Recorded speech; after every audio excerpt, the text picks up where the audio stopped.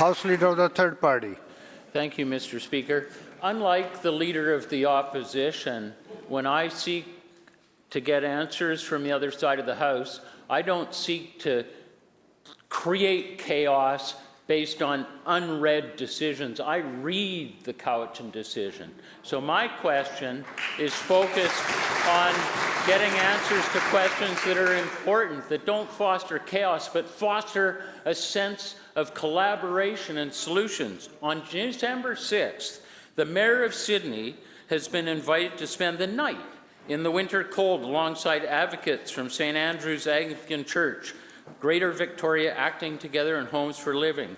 Earlier this year, the Sidney Council voted against installing an extreme weather shelter in the community. Part of the problem is the province's ad hoc approach to shelter, which often forces municipalities to reopen what is a difficult debate on shelter locations every year. In Sidney, we need rapid response in addition to systemic change. My question is to the Minister of Housing. Are you ready to provide rapid wraparound housing and support to the unhoused community in Sidney if the Mayor and Council reverse their decision? Minister of Housing. Thank you, Mr. Speaker, and I want to thank the member opposite both for the question and his advocacy on this. Shh, members, please continue.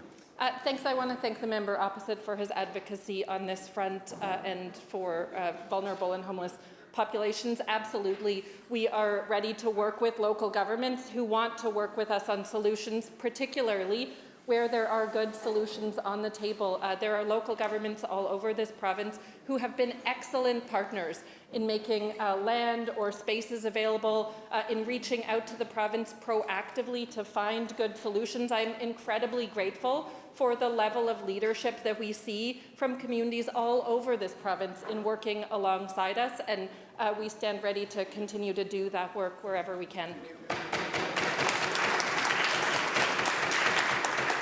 Member supplemental.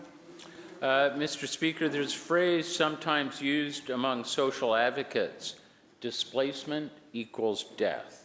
Tragically, last week, Cowichan exemplified the phrase. On November 17th, residents of an encampment were violently evicted. The next day, Cowichan saw a terrifying spike in drug poisonings. This isn't a coincidence. When communities are ruptured and people are separated from supports, people die. Similar sweeps at the Abbotsford Highway rest stop and communities across BC amount to violence and exacerbate social disorder. Perhaps city police departments wouldn't have ballooning budgets if residents had access to dignified housing. My question to the Minister of Housing and Municipal Affairs: it is clear that displacement solves nothing and causes great harm. As winter sets in, what other tools will this government use to take care of its citizens? Minister. Thank you very much, and thanks again to the member opposite for that question. We know that encampments are not a safe long-term option for residents. That's why we're working so strongly on providing other options.